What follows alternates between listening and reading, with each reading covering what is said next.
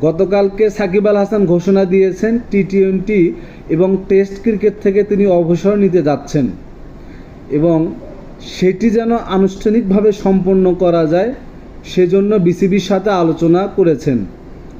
তো আমরা ক্রিকেট প্রেমী হিসেবে তার সঙ্গে একমত এবং আমরাও চাই সাকিব আল হাসানের মতো একজন খেলোয়াড় যেন আন্তর্জাতিক ক্রিকেট থেকে সম্মানের সহিত বিদায় নিতে পারেন এবং তার মাধ্যমেই যেন বাংলাদেশ ক্রিকেটের একটা দ্বার উন্মোচিত হয় যে খেলোয়াড়রা সম্মানের সহিত বিদায় নিতে পারেন।